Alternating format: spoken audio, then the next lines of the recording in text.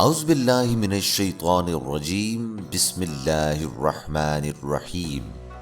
اللہم صلی علی سیدنا و مولانا محمد وعلی آل سیدنا و مولانا محمد وبارک وسلم۔ عاشق ہرجائی، اے عجب مجموعہ اجداد اے اقبال تو، رونق ہنگامہ محفل بھی ہے تنہا بھی ہے، تیرے ہنگاموں سے اے دیوانہ رنگی نوا، زینت گلشن بھی ہے آرائش صحرا بھی ہے۔ ہم نشیں تاروں کا ہے تو رفعت پرواز سے، اے زمیں فرسا قدم تیرا فلک پیما بھی ہے۔ عین شغل میں پیشانی ہے تیری سجدہ ریز، کچھ تیرے مسلک میں رنگ مشرب مینا بھی ہے۔ مثل بوئے گل لباس رنگ سے اریاں ہے تو حکمت آفرین لیکن تجھے سودا بھی ہے۔ جانب منزل رواں بے نقش پا مانند موج، اور پھر افتادہ مثل ساحل دریا بھی ہے۔ حسن نسوانی ہے بجلی تیری فطرت کے لیے، پھر عجب یہ ہے کہ تیرا عشق بے پرواہ بھی ہے۔ تیری ہستی کا ہے آئین تفنن پر مدار، تو کبھی ایک آستانے پر جبیں فرسا بھی ہے۔ حسینوں میں وفا ناآشنا تیرا خطاب، اے تلون کیش تو مشہور بھی رسوا بھی ہے۔ لے کے آیا ہے جہاں میں عادت سیماب تو، تیری بے تابی کے صدقے ہے عجب بے تاب تو۔ عشق کی آشفتگی نے کر دیا صحرا جسے، مشت خاک ایسی نہاں زیر قبا رکھتا ہوں میں۔ ہیں ہزاروں اس کے پہلو، رنگ ہر پہلو کا اور، سینے میں ہیرا کوئی ترشا ہوا رکھتا ہوں میں۔ دل نہیں شاعر کا ہے کیفیتوں کی رست خیز، کیا خبر تجھ کو درون سینہ کیا رکھتا ہوں میں۔ آرزو ہر کیفیت میں ایک نئے جلوے کی ہے، مضطرب ہوں دل سکون نا آشنا رکھتا ہوں میں۔ گو حسین تازہ ہے ہر لحظہ مقصود نظر، حسن سے مضبوط پیمان وفا رکھتا ہوں میں۔ بے نیازی سے ہے پیدا میری فطرت کا نیاز، سوز و ساز جستجو مثل صبا رکھتا ہوں میں۔ موجب تسکین تماشائے شرار جستہ، ہو نہیں سکتا کہ دل برق آشنا رکھتا ہوں میں۔ ہر تقاضا عشق کی فطرت کا ہو جس سے خاموش، جستجو کل کے لیے پھرتی ہے اجزا میں مجھے۔ حسن بے پایاں ہے درد لادوا رکھتا ہوں میں، زندگی الفت کی درد انجامیوں سے ہے میری، عشق کو آزاد دستور وفا رکھتا ہوں میں۔ سچ اگر پوچھے تو افلاس تخیل ہے وفا، دل میں ہر دم ایک نیا محشر بپا رکھتا ہوں میں۔ فیض ساقی شبنم آسا طرف دل دریا طلب، تشنہ دائم ہوں آتش زیر پا رکھتا ہوں میں۔ مجھ کو پیدا کر کے اپنا نکتہ چیں پیدا کیا، نقشوں اپنے مصور سے گلا رکھتا ہوں میں۔ محفل ہستی میں جب ایسا تنک جلوہ تھا حسن، پھر تخیل کس لیے لا انتہا رکھتا ہوں میں۔ در بیابان طلب پیوست می کھوشی میں ماں، موج بحریم و شکست خویش بردوشی میں ماں۔ زیر تشریح نظم عاشق ہرجائی خود علامہ اقبال کی اپنی شخصیت سے متعلق ہے، جس میں علی ترتیب 10 اور 15 اشعار شامل ہیں۔ نظم کی تشریح سے قبل اس کے عنوان کے بارے میں یہ بتانا ضروری ہے کہ ہرجائی عام طور پر برے معنوں میں استعمال ہوتا ہے، اس اعتبار سے اس عنوان کا مفہوم بے وفا عاشق ہونا چاہیے، جبکہ یہاں اس لفظ کی بعض دوسری جہات بھی ملتی ہیں جس کے تحت اس کے معنی ہیں ہر جگہ موجود رہنے والا، ہر ایک سے تعلق رکھنے والا، اور ہر ایک ایسا شخص جو کسی ایک مقام سے وابستہ نہ رہ سکے۔ اور اب نظم کے اولین حصے کے اشعار کی طرف آتے ہیں۔ پہلا حصہ 1 سے 10۔ معنی: مجموعہ ازداد، ایسے اوصاف کا مجموعہ جو ایک دوسرے کی ضد ہوں۔ زمین فرسا، زمین پر چلنے پھرنے والا، مانند موج، لہر کی طرح۔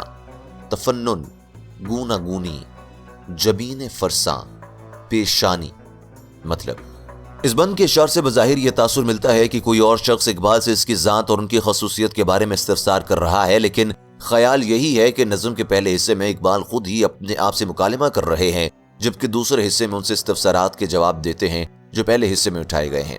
فرماتے ہیں کہ اے اقبال، یوں محسوس ہوتا ہے کہ تو متضاد صفات کا حامل ہے۔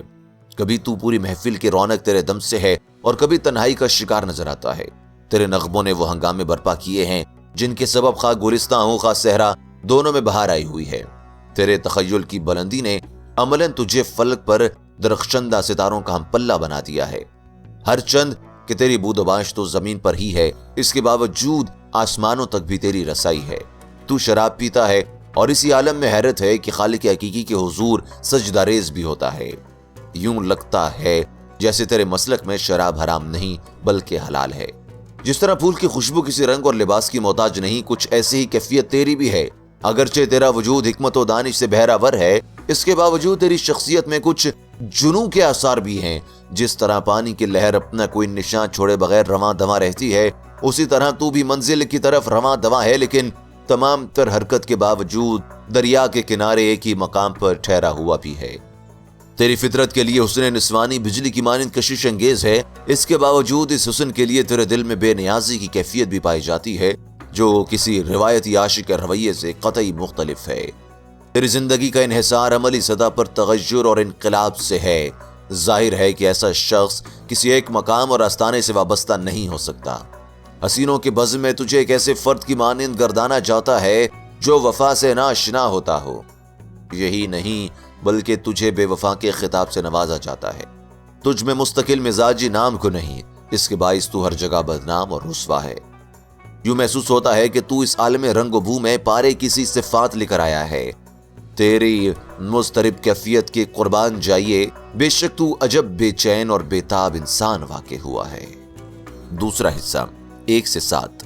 معنی: آشفتگی، پریشانی، رستخیز، قیامت، شرار جستہ، تڑپ کر اچھلنے والی چنگاری۔ مطلب: جیسا کہ اس نظم کے ابتدائی حصے میں بتایا گیا ہے کہ دوسرے حصے میں اقبال ان استفسارات کا جواب دیتے ہیں جو پہلے حصے میں موجود ہیں۔ فرماتے ہیں: عشق کی آشفتہ سری نے میری شخصیت کو ویران و برباد کر کے رکھ دیا ہے، اور سچ پوچھئے تو زیر لباس جو جسم چھپا ہوا ہے وہ گوشت پوست کا نہیں بلکہ مٹی کا ہے۔ میرے دل کے اسی طرح بے شمار پہلو ہیں اور ہر پہلو کا رنگ ایک ترشے ہوئے ہیرے کی رنگوں کی مانند ہے کہ یہ رنگ ایک دوسرے سے مختلف ہوتے ہیں۔ دیکھا جائے تو شاعر کا دل عملاً دل نہیں ہوتا بلکہ یہ تو ایک طرح سے جذبات و احساسات کے ہنگاموں کی آزمائشگاہ ہوتا ہے۔ اے بے خبر، تجھے کیا پتا کہ سینے میں کیا ہے، دل یا کوئی اور شے، کہ یہ سکون سے بالکل بیگانہ ہے۔ میری ہر کیفیت میں ایک نئے جلوے کی یہ آرزو پوشیدہ ہے، یہی باعث ہے کہ میرا دل بے چین رہتا ہے۔ یہی بے چینی میرا سکون برباد کیے ہوئے ہے۔ اس حقیقت سے انکار ممکن نہیں کہ میرے پیش نظر عام طور پر ایک نیا مظہر حسن ہو سکتا ہے۔ اس کے باوجود یہ امر بھی واضح ہے کہ میں نے ہمیشہ حسن سے جو پیمانے وفا باندھا ہوتا ہے وہ ہمیشہ مستحکم ہوتا ہے۔ یہ بھی سن لو کہ میرے حوالے سے جس شے کو بے نیازی کہا جاتا ہے وہی تو میری فطرت میں عجز و انکسار کی آئینہ دار ہے۔ جس طرح صبا تجسس اور سوز و ساز کی آئینہ دار ہوتی ہے، میرے دل کا عالم بھی ایسا ہی ہے۔ لمحے بھر کے لیے لو دینے والی چنگاری کا نظارہ میرے لیے کسی طور پر بھی سکون کا سبب نہیں ہو سکتا، اس لیے کہ میرا دل تو بجلی کی صلاحیتوں سے پوری طرح آگاہ ہے جو کسی بھی شے کو خاکستر بنا دینے کی قدرت رکھتی ہے۔ 8 سے 15۔ معنی: درد انجامیوں، وہ کیفیت جس کی انتہا درد ہے۔ افلاس تخیل، خیال کی ناداری، شبنم آسا، شبنم کی مانند، تنک جلوہ، خفیف جھلک دکھانے والا۔ مطلب: اس شعر میں اقبال یوں گویا ہوتے ہیں کہ میں اس مکمل جلوے کو دیکھنے کا متمنی ہوں جس کو دیکھنے کے بعد عشق کا ہر تقاضا پورا ہو جائے۔ باری تعالیٰ کے جلوے کی تلاش و جستجو مجھے دنیا کی مختلف اشیاء میں جھانکنے کی طرف مائل کرتی ہے، اور جس طرح حسن کی کوئی حد اور انتہا نہیں ہوتی، بالکل یہی کیفیت میرے دل کے درد کی ہے۔ امر واقع یہ ہے کہ اس درد کا کوئی علاج نہیں۔